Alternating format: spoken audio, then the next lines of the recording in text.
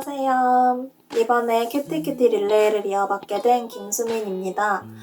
저는 요즘에 말씀을 읽을 때 그냥 읽기만 했지 묵상을 하거나 삶에 적용을 시키면서 읽어본 지는 참 오래됐다는 생각을 하고 있었는데 이렇게 마침 좋은 기회로 깊은 묵상을 하면서 말씀을 읽을 수 있었던 것 같아서 저에게는 참 감사하고 좋은 시간이 되었던 것 같습니다. 이렇게 좋은 컨텐츠를 만들어주신 미디어팀에게 감사의 인사를 전합니다.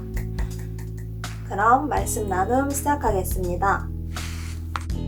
제가 오늘 나누고 싶은 말씀은 창세기 45장 1절에서 8절 그리고 50장 15절에서 21절까지의 말씀이고 제목은 하나님의 뜻에 집중하는 자입니다.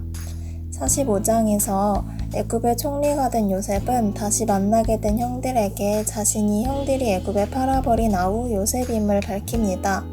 놀란 형들에게 요셉은 근심하지 말라고 말하고 자신을 이곳에 오게 된 이유를 형들 때문이 아니라 하나님이 더 많은 사람의 생명을 구원하시기 위해 자신을 보내신 것이라고 말하며 형들을 안심시킵니다. 50장에서 요셉의 형들은 아버지인 야곱이 죽고 나서 혹여나 요셉이 자신들에게 안갚음을 하진 않을까 하고 두려워하며 자신들을 용서하라고 이야기하는데요. 이런 형들의 마음을 알았는지 요셉은 울면서 형들에게 두려워하지 말라고 말해주고 하나님이 목적이 있으셔서 그것을 선으로 바꾸셨다고 말하며 또 한 번 형들을 위로하는 모습을 보여줍니다.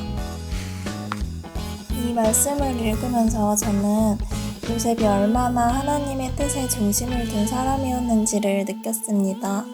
형들에 의해 애굽에 팔려온 것부터 시작해서 고난과 억울한 일들을 많이 겪었잖아요. 그럼 저 같았으면 너무 분하고 억울해서 하나님을 원망하고 믿지 못했을 것 같은데 요셉은 그런 자기 감정에 치우쳐서 생각한 게 아니라 하나님의 뜻에 더 집중해서 생각하는 모습을 보여줬잖아요.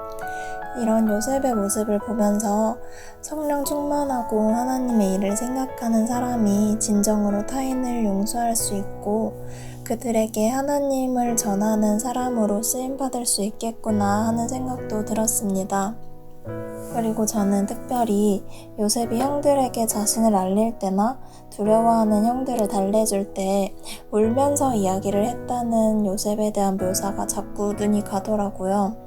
이런 요셉의 모습들을 보면서 저는 요셉이 엄청 이성적이거나 감정적으로 덤덤한 사람이었기 때문이 아니라 굉장히 여리고 감정이 풍부한 사람임에도 불구하고 그런 힘든 일들을 당할 때 자기의 감정에 빠지지 않고 하나님을 바라보는 모습이 저에게 많은 도전이 되었습니다. 창세기 41장 38절에서는 요셉을 하나님의 영에 감동된 자라고 표현하고 있는데요. 요셉은 정말 하나님의 영이 충만한 사람이었고 하나님의 계획과 선하심을 굳게 믿고 있는 사람이었습니다. 그 과정들이 하나님의 일을 이루는 데 필요한 과정이었음을 알았기 때문에 요셉은 자신을 죽이려고까지 한 형들을 용서하고 오히려 그들에게 좋은 것을 주려고 애쓰며 하나님이 그것을 선으로 바꾸셨다고 말할 수 있었던 것 같아요. 말씀 묵상을 하면서 나는 과연 힘든 상황이 생겼을 때 요셉처럼 하나님을 바라볼 수 있을까 하는 생각을 해보았는데 저는 정말 그렇지 못했던 것 같아요.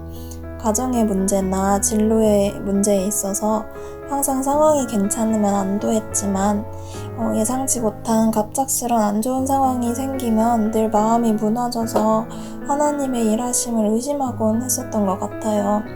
사람이 스스로 자기의 생각과 마음을 컨트롤하는 것은 정말 쉬운 일이 아니지만 그렇기 때문에 나에게는 하나님의 함께하심이 꼭 필요하고 성령이 정말 필요하구나를 다시 한번 느꼈습니다. 앞으로의 삶에서도 크고 작은 고난들을 마주하게 되겠지만 하나님의 영에 감동되어 그 중심을 잃지 않았던 요셉처럼 늘 성령을 구하는 기도를 하면서 하나님이 이 일을 허락하신 이유가 무엇일까?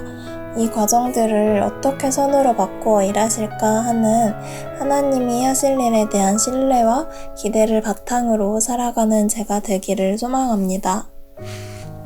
제가 나누고 싶은 기도 제목 첫 번째는 제 생각과 욕심을 내려놓고 먼저 하나님의 나라와 의를 구하는 기도를 올려드리는 것이고요.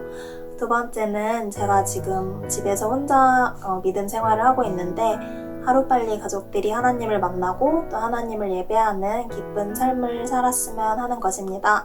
그리고 마지막으로는 우리 교회 모든 목사님들의 영역 강건, 그리고 일푸른교회가 더욱더 하나님이 기뻐하시는 건강한 교회로 세워져 가길입니다. 그리고 제가 다음으로 지목하고 싶은 사람은